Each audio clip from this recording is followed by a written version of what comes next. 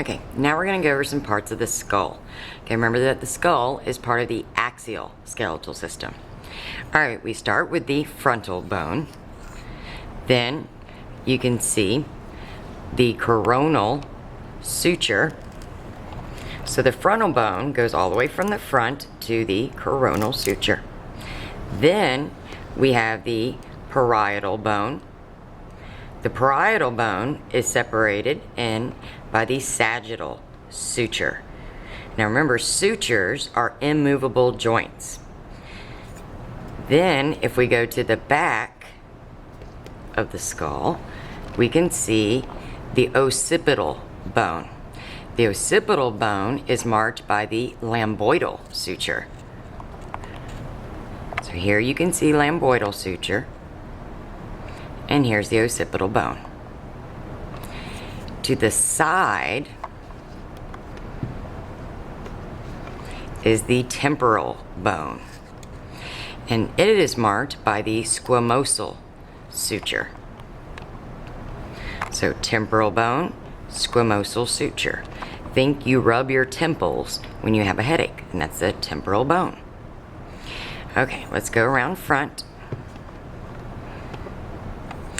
Here we can see the nasal bone. Now just this section is the nasal bone. Then we can see the lacrimal bone, and lacrimal gland is your tear duct. So you can see the hole which leads and drains the tears from the eyes to the nasal cavity. So that will help you identify the lacrimal bone. Then we have zygomatic bone. That's your cheekbone. If you look in the eye toward the back, you can see the orbital fissures. Looking in the nose, we can see the nasal conchae.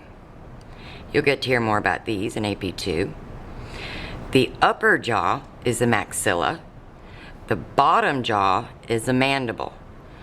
So, we have nasal bone, lacrimal bone, nasal conchae, maxilla, mandible, zygomatic bone.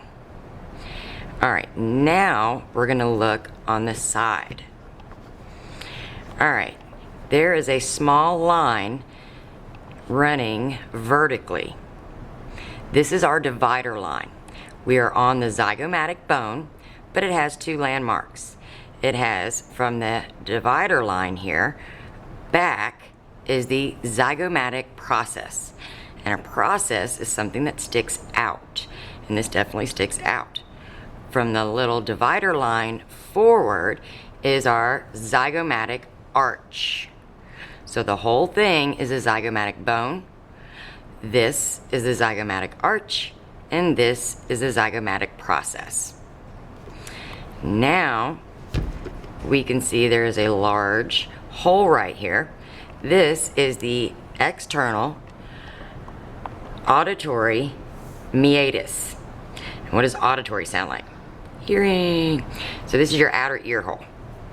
Alright, then right behind it we can see the mastoid process. And again, remember, process is anything that sticks out. So there's our mastoid process.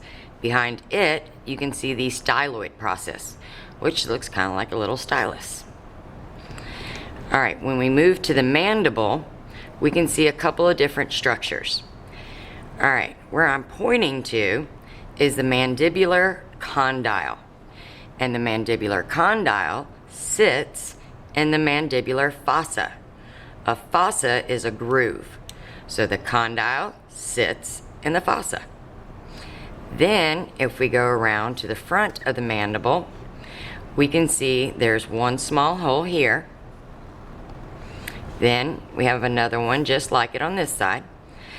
Those are your mental foramens.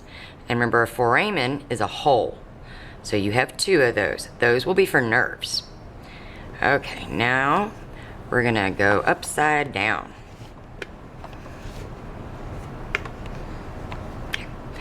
Alright, on this side, we can see that this is our maxilla still. That's part of our upper jaw. Now, as we move down, we can see this bone right here, which is the palatine. Now, it typically starts right about here. So you'll have maxilla and then palatine bone.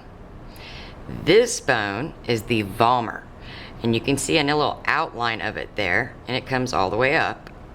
So maxilla, palatine, vomer. Now, this large hole right here is called the foramen magnum.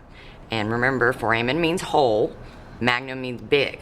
So it means big hole. So this is where the brainstem and the spinal cord are going to meet. Now, right here, you can see a little flattened area, and there's another one right here. These are the occipital condyles, and they're flattened out because this is where they're going to articulate with your C1, your first cervical vertebrae, which we also learned is called the atlas. Now, if we move back just a little bit, we can also see the superior nuchal line. Here we go. Now, if we move a little forward, we're going to try to find the carotid canal, and the carotid's an artery, and the jugular foramen, and the jugular is a vein. Veins are larger than arteries, so the jugular foramen should be larger than the carotid. And here is your carotid canal. Right behind it, almost facing backwards, is the jugular foramen, and it is a much larger hole. If we look on the other side, here you can see the other carotid canal, and again below it, but facing backwards, is the jugular foramen. Okay, that concludes this video.